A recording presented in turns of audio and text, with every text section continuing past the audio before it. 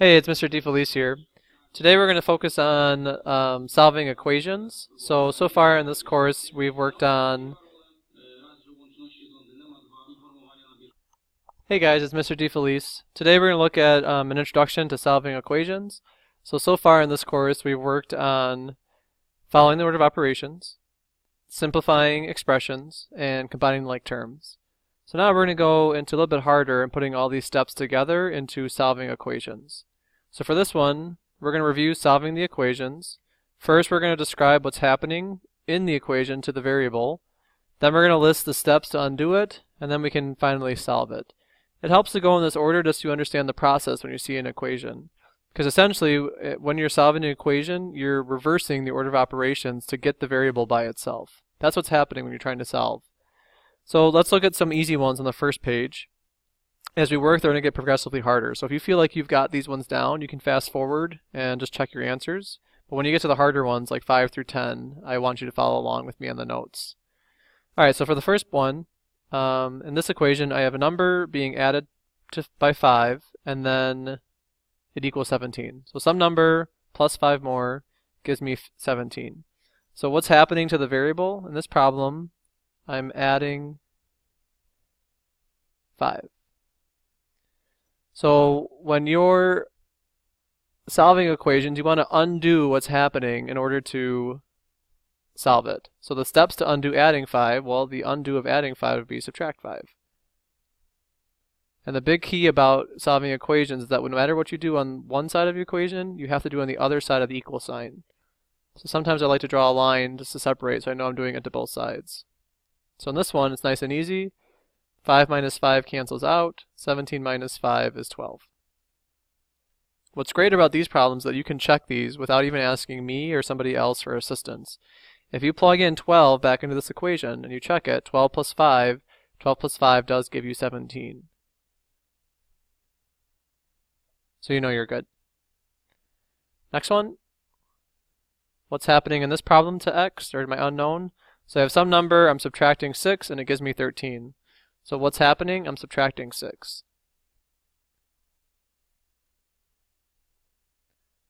To solve this, you have to undo subtracting 6. This means you have to add 6. So I'm going to add 6 to both sides of my equation. Draw a little line there, separate it. X equals 19. I can plug it back in just to check. 19 minus 6 equals 13. That's a true statement, so we're good. In this problem, for number 3, I'm multiplying some value by x by 3. So this, what's happening? You're multiplying by 3. To undo multiplying by 3, you divide 3. The inverse operation, the reverse of multiplying is dividing. So x equals 15. Again, you can check. 3 times 15 does give me 45, so I'm good. For number 4, this one's a division problem because of the fraction bar. That means division. So it's asking what number divided by 5 gives me 20. So you're taking your variable and you're dividing it by 5. That's what's happening in the problem. How do you undo dividing by 5? Well, you multiply by 5. So if I multiply both sides of this equation by 5, because I've got to do both sides, the 5 cancels out because 5 divided by 5 is 1, so I have x equals 100. And I can check that. 100 divided by 5 is 20. Those are the easy ones. So then you work your way to some harder ones. So we'll start with number 5. The only reason it's harder is because there's multiple steps going on now. So for number 5, you're adding 4. Excuse me. The first thing happening to the x is you're multiplying by 2. And then you add 4 to it. Because remember, if we follow the order of operations, you would do the multiplication first and then the addition. To solve this, you have to undo this. So you're working your way backwards. So I'm starting at the bottom and I'm undoing the operation. So the first thing is I subtract 4. And then I have to divide by 2. Because I'm doing the reverse of the operations that are happening to the variable. So I would subtract 4 on both sides. draw my line there. 4 minus 4 is 0, so that goes away. I have 2x equals 12, and then divide by 2, x equals 6. Plugging 6 back in, I can check, see if it gives me 16, and indeed it does. 2 times 6 is 12, and 12 plus 4 is 16. I'm going to expect you to be able to show me that you can check these answers before you ask me for help on a problem to see if you got an answer right or not. Let's try some of the harder ones. Here's number 6. Listing what happens. We're multiplying by -3, and then we're subtracting 5. So the reverse, starting on the bottom and working my way up, I have to add 5, and then divide -3.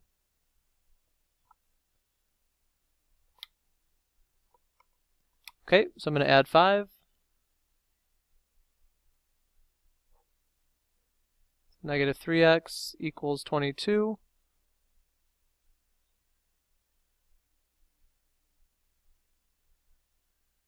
And then I would divide by -3. And x equals -22 over 3. Unfortunately, this one we can't simplify, so let's leave it as a fraction, because that's a more exact answer. Alright, number 7. This one is the variable is being multiplied by a half. And then we are adding 6.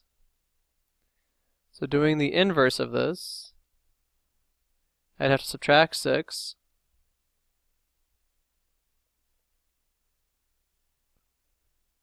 And then divide by a half. But really what multiply by a half means is divide by 2. So really what we're going to wind up doing is multiply by 2.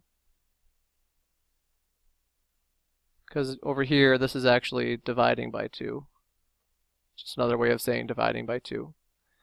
So I'm going to subtract 6.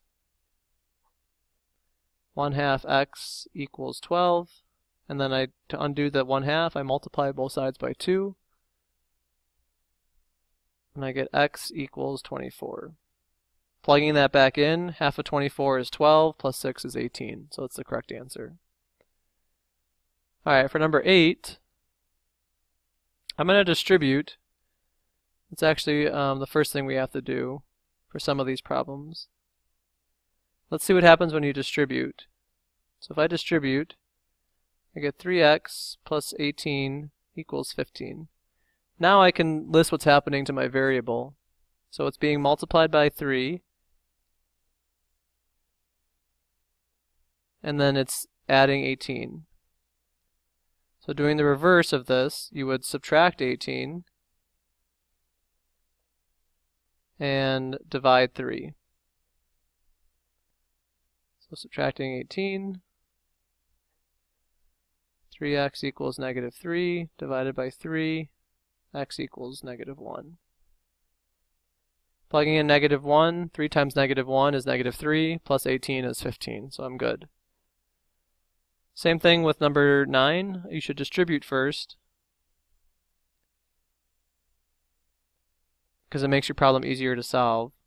That's why we had to work on distribution in order to be able to solve these problems.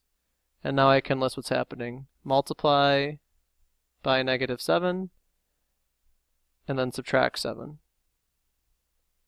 So the inverse, the reverse of these things, is adding 7, and then dividing -7.